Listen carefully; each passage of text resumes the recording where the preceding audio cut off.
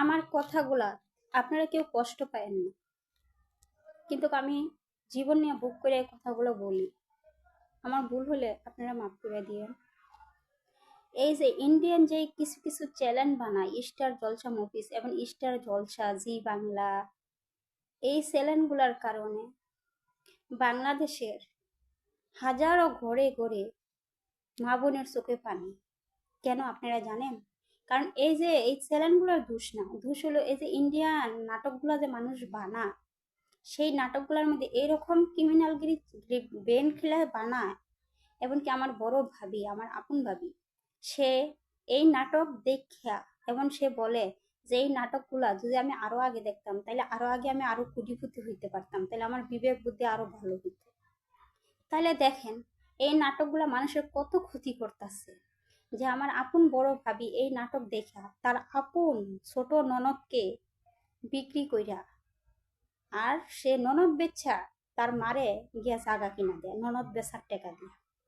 এখন এই কাজ করার পর আমার ভাবি সমাজের কাছে ভালো থাকে, কারণ ওই যে এই ইন্ডিয়ান চ্যানেল নাটকগুলা দেখা সেই বুদ্ধিটা তার মাথায় ঢুকায় রাখে। ঘরে কাজ কাম আর কি করবো, সারাদিন নাটক লইয়া থাকে, আর কিভাবে সে মানুষ বিক্রি করতে পারবে আর মানুষের মুখে কিভাবে ভালো থাকতে পারবে সেই বুদ্ধি খুঁজে। তসবি তো ওর হাত থেকে পড়েই না, চোখও তো বার করে না সমাজে, এত পর্দাশীল মানুষকে সবসময় আল্লাহ ভক্ত জ্ঞান দেয়, কিন্তু ভিতরে ভিতরে সে এই নাটকগুলা দেখে এরকম বুদ্ধি শিখছে যে নারী পাচার করে, যে আপন ননদকে বিক্রি করছে, আমার আপন বড় ভাবি আপন নন্দের বেচ্ছা, আবার আমার ভাবির মারে আমার ভাবি ননদ বেচা জায়গা কিনা দিচ্ছে। এমনকি আমার ভাবির বড় বোন হামিদা, তার কখনো ঘর করার কোনো ভাগ্য ছিল না, কারণ ওই হামিদা আমার জন্মের আগেই, আমার জন্মের কিছুদিন পরেই ওই হামিদা বিয়ে ছাড়া প্রেগনেন্ট থাকে। তারপর ওরে বাউপুর নিয়ে ত্রিশাল বাউপুর, এই হামিদাদের বাড়ি, আমার ভাবির বাপের বাড়ি, বাপের নাম শামসু। ওরে এই বাউপুর নিয়ে আমার বড় ভাইয়ে 4 লাখ টাকা যৌতুক দিয়া এই হামিদারে বিয়ে দেয়, এক মারে এক লাগাস। তখন ছেলে এই ঘটনা যায় না, ওকে রাখে না, বাসুর ঘর থেকে তারা দেয়। পরে আমার ভাবি চালাকি কইরা ওর আমার ভাবির বাপের বাড়ি বাউপুর নিয়ে এসে রাইখা কবিরাজ তৈরা কবিরাজি কইরা, তখন এই ছেলের গড়ে আবার এই হামিদারে পাড়া, যাই হোক পাড়াইছে একটা গড় তোরা দিচ্ছে, এটা ভালো কাজ করছে। কিন্তু আমার বড় ভাবি যে আপন ননদকে বিক্রি কইরা আমার ভাবির মারে জায়গা কিনে দিচ্ছে, এটা কি ঠিক করছে আপনারাই বলেন?